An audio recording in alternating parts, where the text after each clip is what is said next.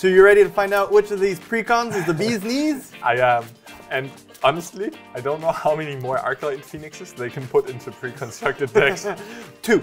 That's the answer. They didn't even go all 4. Yeah. Welcome to the Card Market feature match where we play Paper Magic. And once again, we've got special Paper Magic for you because we're playing the Pioneer pre-constructed decks. They were supposed to release in the past, but now they've been delayed into the future. It gets messy. I don't even know when this video releases. The point though is, if you're looking for a Christmas gift to give into the stocking of a fellow Magic player. Or just to treat yourself to a present. Let's not lie, you might be the target Magic player in question. But if you want to find out what they look like, how they play, before purchasing one or all 4 of them, who knows, what we're doing is we are playing them against each other. We did last week the other 2, we're doing 2 of them this week. And let's see how it goes. And if you appreciate that you get to see their gameplay before and you like this video, there's a sub button there if you are not subbed already. It costs you nothing, but it's a great Christmas gift for us. Yeah, because this is truly the measure we do take for success on these videos, to tell if, you know, people like what we do. So please make sure to let us know. But now we'll find out which Pioneer deck reigns supreme. Let's go! Today we're matching up the 2 Pioneer pre-constructed decks that we didn't get to play with last week, which means I'm playing Blue-Red Phoenix. Quite the Pioneer deck, but let me tell you, the pre-constructed version, quite a bit weaker. Only having access to 2 copies of Arclight Phoenix and 2 copies of Thing in the Ice makes this deck quite a bit weaker from the regular version. Instead, you have access to 4 copies of Crackling Drake, but this way the deck becomes a lot slower than the regular version. Let's see if it actually does end up punishing me in this match against an aggro deck. Apart from the, you know, kind of lacking creature suite, the deck is stuffed full with cheap interaction, cheap card draw, and ways to trigger Arclight Phoenix, Thing in the Ice, and make your Crackling Drakes bigger. If you're into this type of control-y game plan that can quickly then turn the corner with cards like Crackling Drake, then this deck's for you. Today we're playing Black-White Humans, also called Hate Bears, or converted from Magic terms, Angry Tutus. The way the deck functions is that it's an aggro deck. You want to play as many early creatures on curve with 2, sometimes 3 power, and then you want to play other creatures that kind of put your opponent on the back step, either taking cards out of their hand, making their spells cost more, making it harder to kill your creatures, and eventually this deck kind of pushes through its value by putting extra +1/+1 counters on your creatures, making them bigger somehow else, or bringing them back from the graveyard. Now Jamin is playing a deck with a lot of removal. This is not the ideal matchup. He's got a lot of burn spells that deal 2 or 3 damage.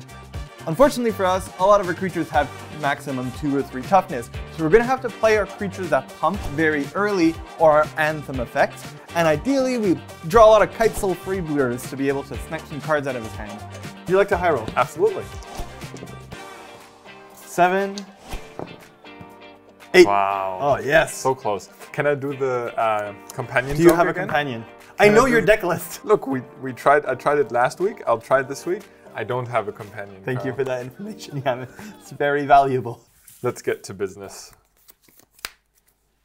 This hand is very good.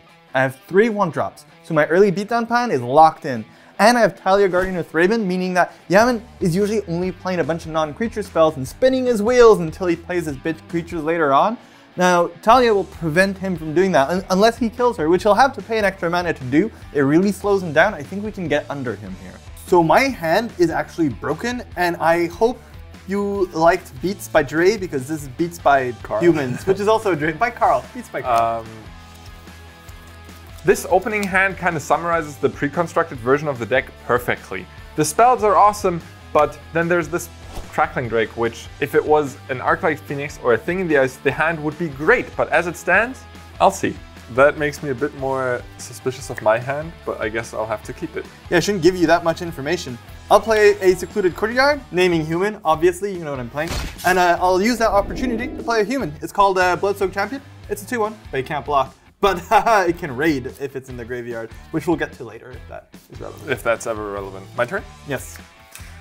I will untap, upkeep, draw. I will start out with a Temple of Epiphany. All right. That's scry 1. Those temples, wizards, just Yeah. big fans.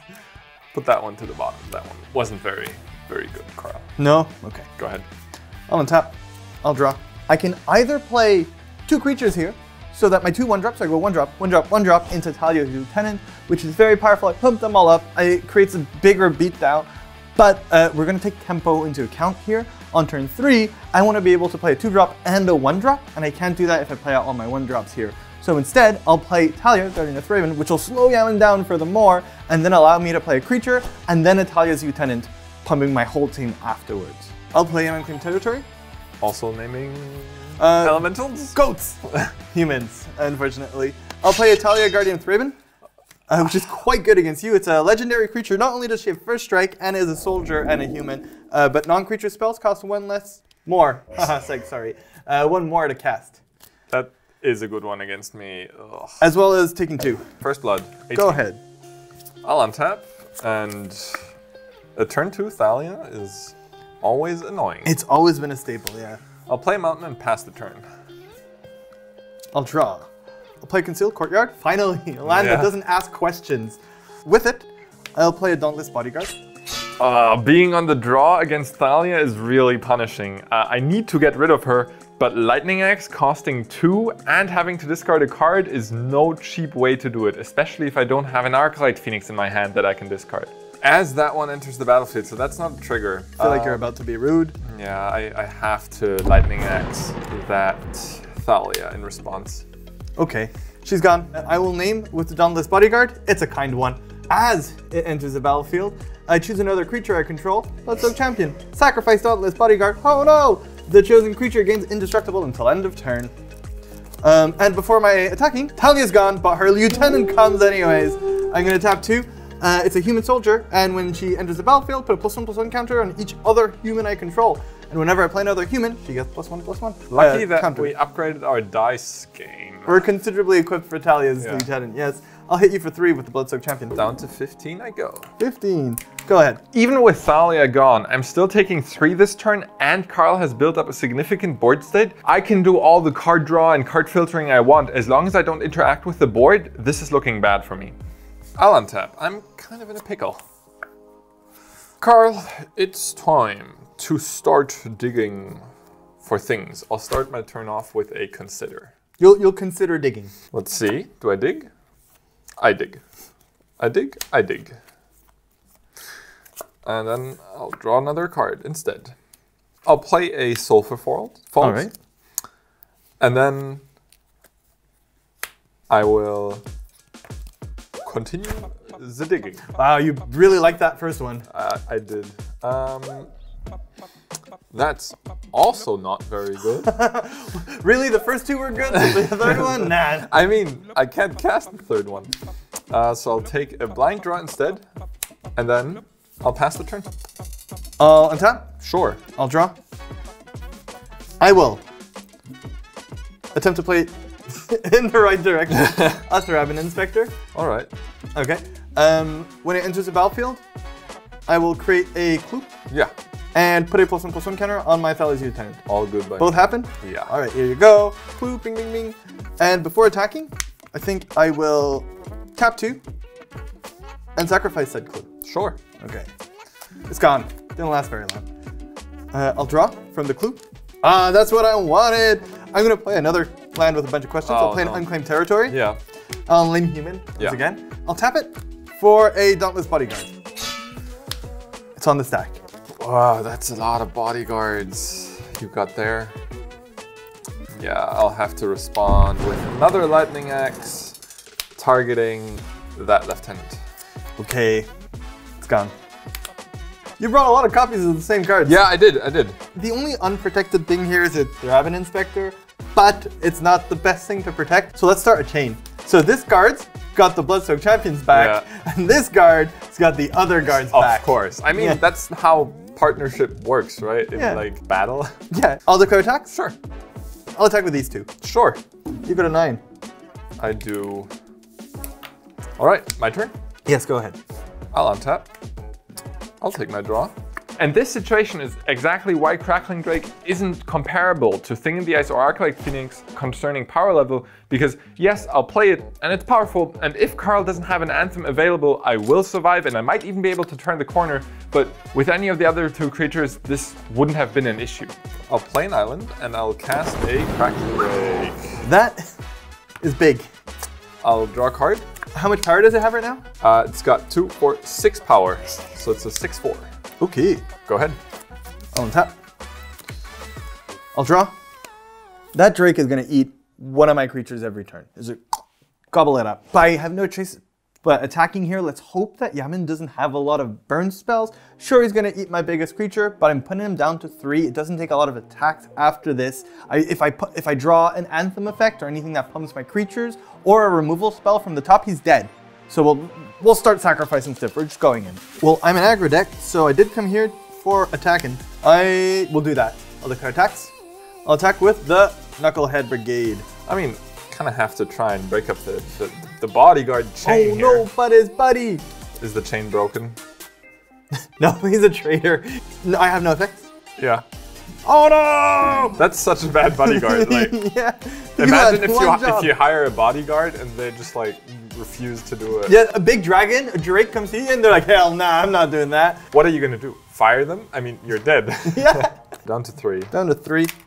It's not a high life total, Carl. It is not a high life total. I'll play a Plains and pass the turn to you. Ooh. This is a thing about aggro decks.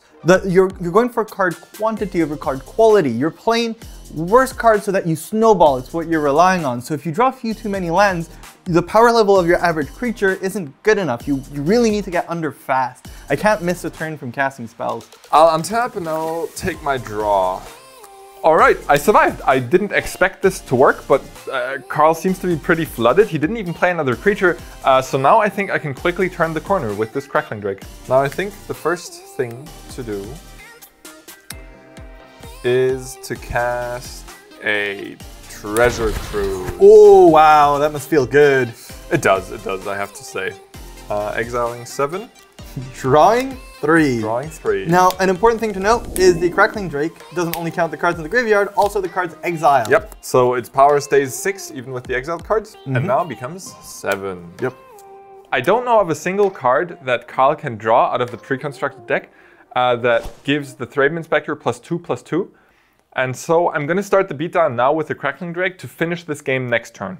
All right, Carl, I will make sure the coast is clear by Flame Blast bolting your blood-soaked champion. Oh no, its bodyguard is gone. Its bodyguard is gone, and it gets exiled if it dies. Oh, that hurts. Bye-bye, blood-soaked champion. Bye-bye. Your one goal was that you came back from death. You won't be missed. And then Izzet Charm. Speak for yourself. I will be missed. No, I mean, you will, yes. You're not going anywhere, though. I'll Izzet Charm this bodyguard. Especially not with that brutal flurry of burn spells. And then I'll just head into the red zone. So you go down to 11. If it's 9, I'll be fine. Go ahead, that rhymed, Carl. I'm a poet and I didn't even know it. Rhymer. Okay, well I hope your damage output stays at 10. I hope your damage output stays at 1 because I'm gonna play Caves of Qualos. And a new one-ish. Rally the Ranks. That would have been lethal last turn. It's an enchantment. When it enters the battlefield, I choose a creature type. I won't choose goat. I won't choose elemental. I'll choose human. And creatures you control of the chosen type get +1/+1. Imagine if you had to, like, instead of naming one type, you had to eliminate like 50 every time you played it. They banned Yorion for this kind of stuff. I'm gonna attack you for 2. Down to 1. And I'll pass the turn to you. I seem to be very good at life total management. Yes. Going you to 1. You planned this all along. Making the most of every life point. I'll opt. Okay. Uh-oh. It's getting close. Let's check. I'll put that on the bottom, I guess. I don't think it matters. I'll draw another card. And I'll cast an Izzet Charm. Drawing 2 and discarding 2. How much power does your Drake have? We'll have to find out. Draw 1. Draw 2. Discard 1. Discard 2. Ooh, ouch. That's a lot of power. That's 13 total power. Do you know what's less than 13? Heading into the blue zone. My life total is less than 13. I'll go to -2. -2. Game Next 2. game. Game 2. Game -2. Sideboarding, I want to turn my deck into an even more controlling deck than game 1. And the best way to do this is by bringing in more and better interaction. The best one to bring in is Sweltering Suns by far. Dealing 3 damage to every creature can take out an entire board from Carl. The next best card I think is Abrade. far worse, but still probably good enough to keep in. Instead, I'm taking out 2 Crackling Drakes and 2 pieces of the puzzle, because those are on the slow side of things, and especially on the draw, I do want to be more down to the ground. Game 2, I'm assuming Jamin is bringing in board wipes of some kind. And also, I have to deal with his big flying creatures. We are going to bring in 3 duress because it gets rid of spot removal. It'll get rid of a treasure cruise in the right moment, but especially it'll get rid of whatever board wipe he's playing in his deck. Most of the time, it's 3 amount of spells that deal 3 damage to all my creatures. And then I'll bring in 1 giant killer because it's really good at getting rid of the big creatures he's relying on playing. If he just slaps a Drake on the board and hopes that he's going to defend him down and then beat me up, I've got other words for that. What I'm taking out in exchange is the 3 Thraben Expectors. They don't provide enough beatdown early on. I want my 1-drops to be duress or stuff instead. The clue is not that worth it. I'm really relying on aggression more than I am on value here. Jamin? Yeah. Your Drake last game? Nah. My soldiers didn't even follow each other. They didn't even have their backs anymore. It was dissension in the ranks. Yeah, it was. I'll go first again. Sure. This hand would be great, but it'd only be great because it's full of a bunch of non-land cards that I wanted to put in my deck anyways. That's always the trap with 1-landers. It just looks like there's so much power, but there's no lands to cast them. So we can't keep this. If we don't have a land on the top of our library, we're dead. Were you intimidated by the way I just brushed off the fact that you are going first right now? Yes, very. That's how good my hand is. It's so good, it'll bring me to a mulligan. Wow. Yeah, right. Mind game. I'll keep this. This hand is going to be carried hard by the thing in the ice, hopefully sticking around. So there's no question if I'm mulliganing or not. Luckily, the new mulligan rule is pretty good with aggro decks because you get to pick just the amount of lands you need. Yeah, exactly. This we can keep. We have a freebooter, which is basically a main board sideboard card. We have a giant killer, which will get rid of whatever big Drake he'll play. And we have an aggressive plan. We're going to get rid of one of the lands, although we do want to eventually get to 3 lands. A 3-card, 3-land hand is a lot worse than a 4-card, 2-land hand. So that's what we're going to go for. I'll put this on the bottom. Sure you do. Last game, the Bloodsoak champion didn't do the trick. He's fired. So we're just bringing out the bodyguard on his own. Yeah. I'll pass the turn to you. All right. I'll untap my permanents. Yes. I'll take my draw. Shivan Reeve lets me keep up the Lightning Axe, but I would have to take 1 extra damage off of it, even if I want to only cast the Opt. And so I have to think about which creatures I would be willing to Lightning Axe on turn 2. And there aren't a lot. I can't really think of any. Also, I want to keep my spells for later to trigger the thing in the ice. I'll play an island. All right. And pass the turn to you. Well, now I'm not afraid of burn spells. Once again, all our decisions are in the early turns. We are going to play the freebooter first here because we do want to pump it with the aspirant later on. Having a big flyer seems really important against Jamin's deck, and also it allows me to see what's in his hand, so I know what I'm playing around. I'll play Caves of Kolos. All right.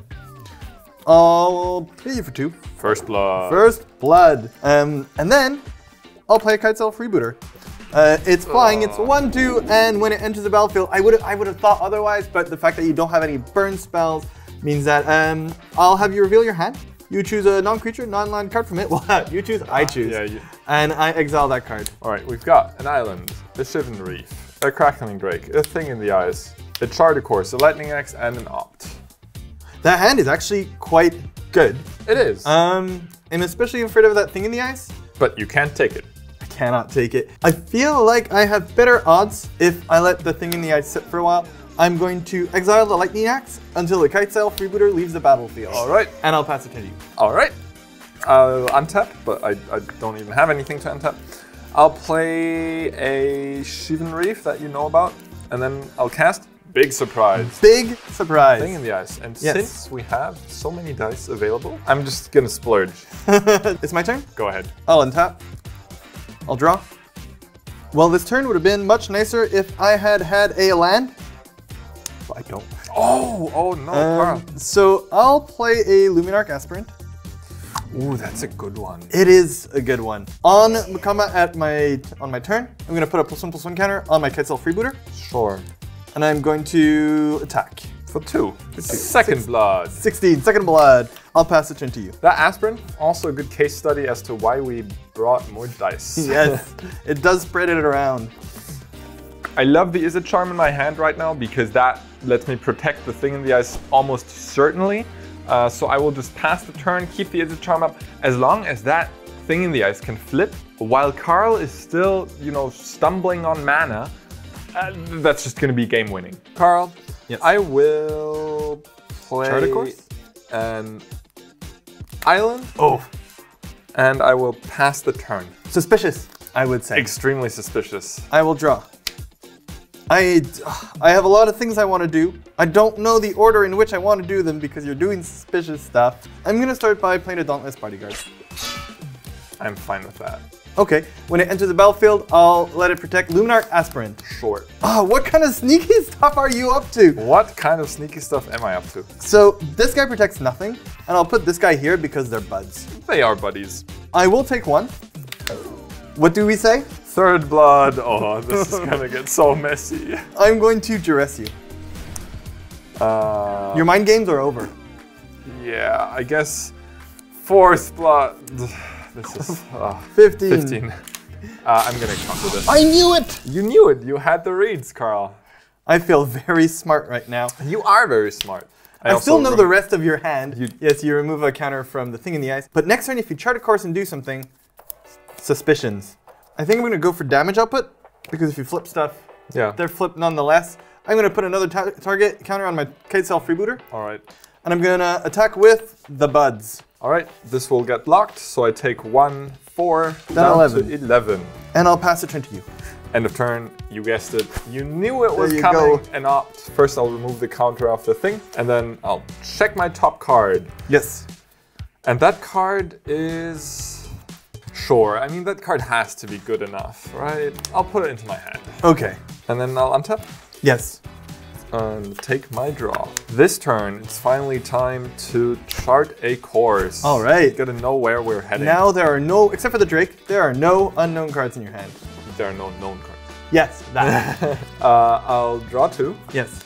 You didn't want to attack first. I didn't want to attack first. Woo! Good thing I kept that last card on top. Discard a Temple of Epiphany. All right. I will play a Sulphur Falls. Yes. Seeing how you're fairly constrained on mana, and I still have 11 life to play with, I think the right call is to do this now and to Lightning Axe, discarding a mountain. Ah, I'll trigger. I'll target something on the board. This. All right. All of this goes back to my hand. You get your Lightning Axe back. I do, trading 1 Lightning Axe for another. This flips around and attacks you for 7. Ouch. 12. Go ahead. Do you play Spell Pierce? I might, or I might not. Let's find out. I'm gonna chop down your Awakened Horror. It's a giant killer, but actually it comes with a second spell. If it goes on an adventure, I destroy target creature with power 4 or greater. When it's fabled back from its adventure, I can pay it as a 1/2. If I pay 2, I tap a creature. I love that you can interpret this as either a giant killer, right, as an adjective, or just someone a giant who kills. that is a killer? Yeah. Or someone who kills giants. Ah! Oh wow, there's so many ways to spin this. It's your turn. Untap, upkeep, draw. This is an easy turn. I'll just play a mountain and cast a Crackling Drake. Yep, it's big. Ooh, that was quite the draw, Carl. Oh no. Given that you have a Kitecell Freebooter in hand, I'll do this right now. I'll take 1 off the Chivalry down to 10. I'll exile my entire graveyard, draw 3 cards. Seems very strong. Seems extremely strong. But you do get to put a dent into those 3 cards in a second, I assume, if you do play that Kitecell Freebooter. But for now, that's my turn. I'll untap. I'll draw. I'll play that Kitecell Freebooter. So you've got the choice between a Treasure Cruise and a Lightning Axe, because the rest is a Crackling Drake. Another one? I mean, I'll take the Lightning Axe, because then I will take 1, play Dauntless Bodyguard. And the reason to take the Lightning Axe is because if I take the Treasure Cruise, you could attack, and in response to blocking, I could sack, and then you could Lightning Axe it, and then I don't have a Kitecell Freebooter. You have your dig through time again. This hurts because I wanted to play my Giant Killer. But I'll pass it to you. I can relate. No, I actually can't relate. Because you don't have any giant killers. I don't have any giant killers. I'll untap and I'll take my draw. I'm in no rush, so I will play a mountain and attack you for 5. So you have some burn spells that go to the face, but I feel like this is my only ever opportunity to do this before going down to both of them being lethal. I'm gonna block with the Kite Sail Freebooter. Yeah. And before the damage, this time my bodyguards are loyal. I'm gonna sacrifice it to give it indestructible. Sure. So it just jumped really high. Really high to protect it. And I mean, you kind of know what's coming. I'm gonna tap for a Kraken. That's a good one. Adding another 5 power to my board and drawing me another card. And then I'm gonna pass the turn to you. I'll untap. I will. Why am I drawing the giant? I would not mind. I'll play a Plains. I will play this Giant Killer. Okay. You still have mana up. I will play this Dauntless Bodyguard. In response, I'll have to. Oh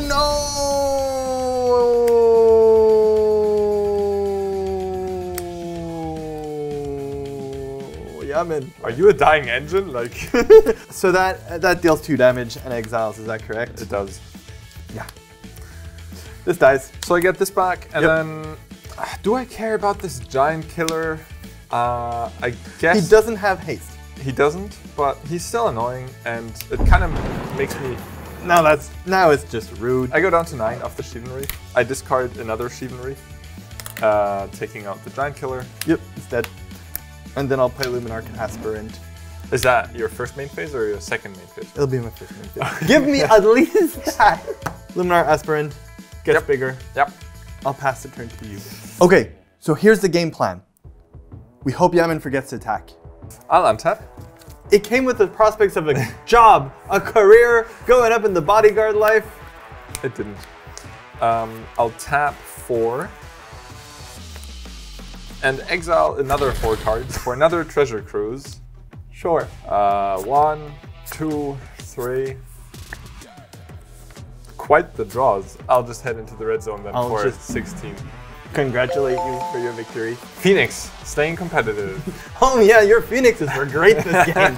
Wow, Yamin, the Phoenix deck, so strong. Those Phoenixes, how would I ever beat them if only you ever cast Yes, one? there were no Phoenixes involved in these games. Maybe I underestimated the power of Crackling Drake.